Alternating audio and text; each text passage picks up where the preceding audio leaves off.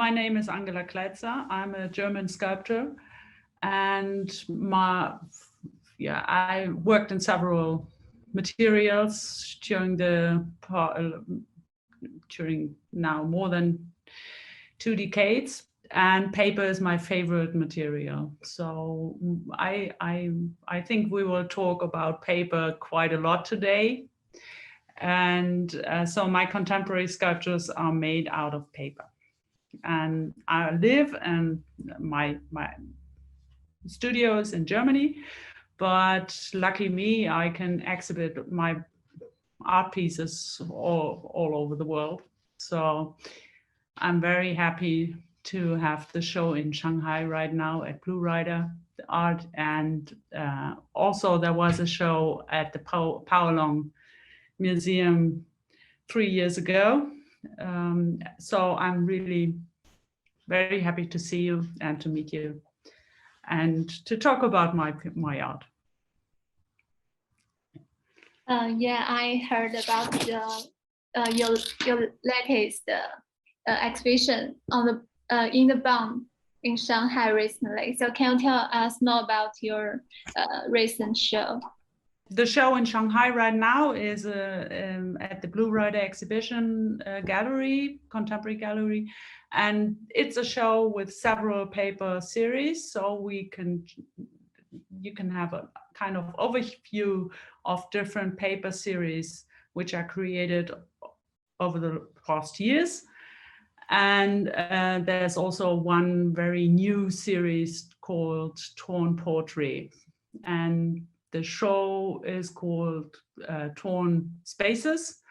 And I just have the feeling everything what I do as an artist is about tearing space by tearing paper. So I create new spaces, space experiences, and I'm very happy that I have the feeling the show in Shanghai can really translate this to the audience. Where did the paper of the creation come from? I'm always looking for new materials. So I collected several papers over the years because each time when I have the chance to work with, let's say, a paper company or a special region where a special paper is made, I just try to learn more about a new paper. So I use paper from, let's say, 20 gram up to 700 per square meter. So very light material and very heavy paper. And so I'm a kind of collector of new paper. I'm always collecting new papers. So last year I found the Hanji paper in Korea. For me, that was the first time that I worked with Hanji paper, which was completely different from all the other papers which I used before. So I had to rethink my kind of working with this material, and it changed my point of view. That's interesting for me as well. Yes, thanks for your answer. So you said before paper you have tried another material. So in your early creation period, you began with wood and steel before transitioning to paper. So what caused this transition? When I started working as a sculptor, I worked in steel and wood material, so that was quite heavy materials, and I was always interested in making them lighter than they are. But I realized that our knowledge about a material is very powerful. So you know that a tree, a trunk is heavy, and I can't change your mind in a way. Yeah, you know that's heavy and you believe it, and that's the way it is. So when I started to make drafts for these heavy material sculptures in paper, that was just paper, was just a material for making these drafts. And I was surprised by the appearance of the material. These drafts, they were like little collages. They had quite a three-dimensional appearance, which made me, I was surprised, and I thought, oh, that looks interesting. And I just followed this line and I made these drafts larger and larger. And then I realized this is a very light material. You think it's light, and it can be so, the appearance of the material can be different from what you know about it. So you know it's light, you think it's light, you believe it. And then the paper can be very heavy. The appearance of the paper can be three-dimensional. At the very beginning, I thought paper is not interesting for sculpture because it's two-dimensional. But then I learned that it's possible to create sculptures which are really three-dimensional with these flat materials. And that was fascinating to see. And then I realized that paper is something you know, or we know a lot about paper. We have our own experience with it because we use it each day. You use it every day, but it's possible to do something you don't expect. And that's something why I just had the feeling that's the way I want to have a sculptural material, that it's something I can create that you don't expect. And that was the beginning. And of course, that was also the reason why I thought it would be interesting to change. So I stopped working with these heavy materials and just focused on paper because it opened up a new world. In this time's exhibition in Shanghai, I noticed you use a lot of different types of paper. So why do you use different types? Because there are so many beautiful papers and it's hard to choose just one. So it's good to have a lot of different types. And then I always try to choose the right paper for a special kind of sculpture. You see, the smaller sculptures need other papers than monumental sculptures because I can choose a different weight of the paper, a different surface, a different kind of tearing the paper. So each paper is different when you tear it. So it's quite interesting to choose a paper which is perfect for this special kind of installation, a smaller one or a larger one. So this is also the appearance of a sculpture is changing by using different papers. And that's something which is fascinating for me as well. So what's the original idea of the portrait? Yeah, that's also something I have the feeling. So tearing paper means that's a kind of wild technique.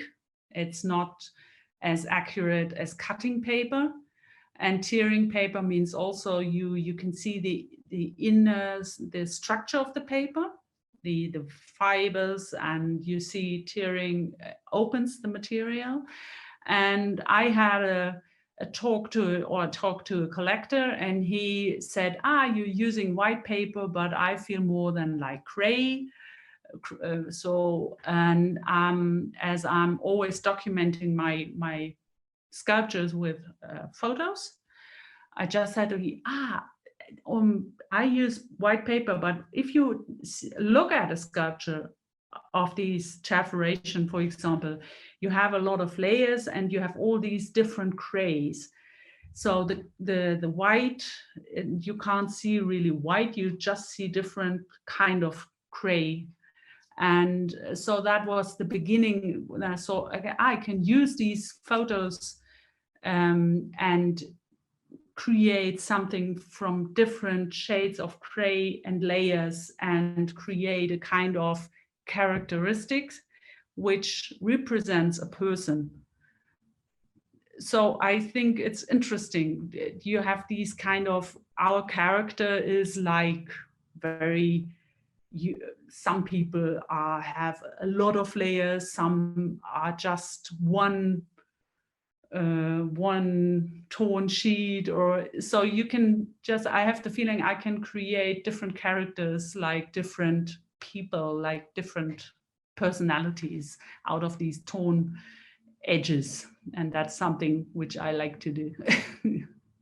You just mentioned the separation, your artworks just now. So what was the original idea of the separation? So the very beginning of perforation was the large.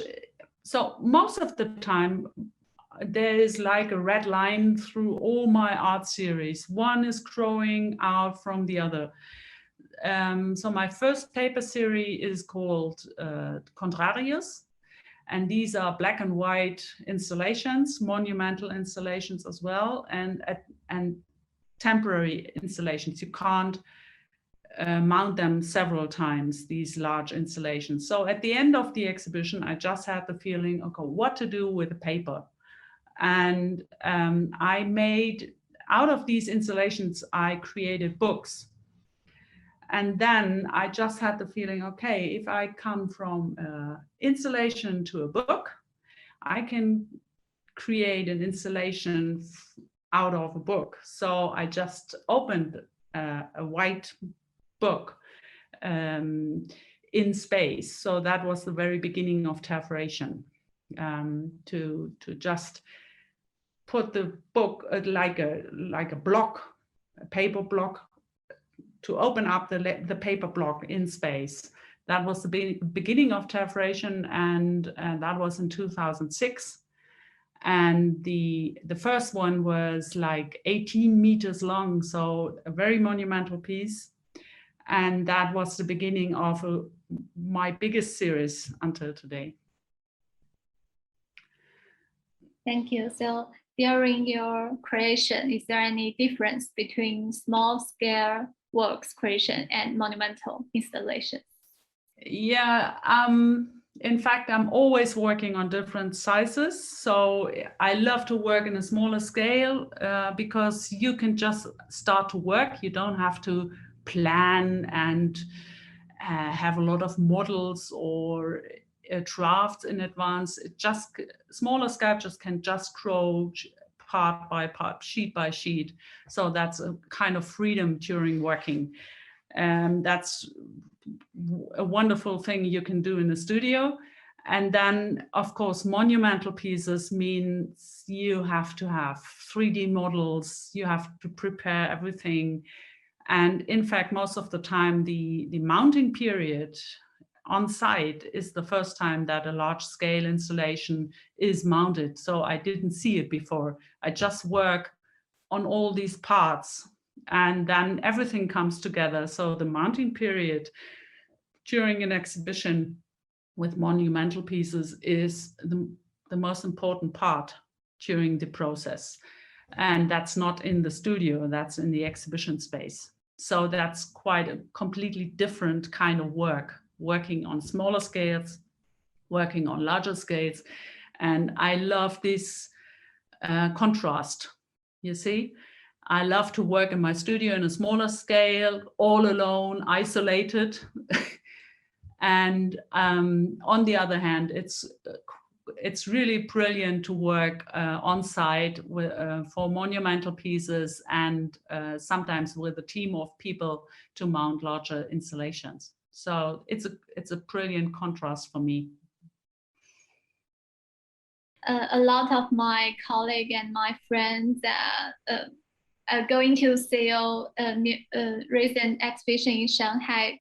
They told me that they love your artworks very much. So what do you want to share with the Chinese audience, or what do you want to say to Chinese audience?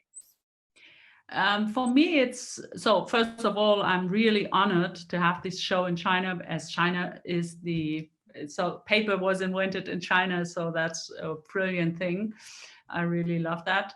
And for me, it was always interesting to see that this kind of sculptural language, my sculptural language, is a kind of sculpture which is international.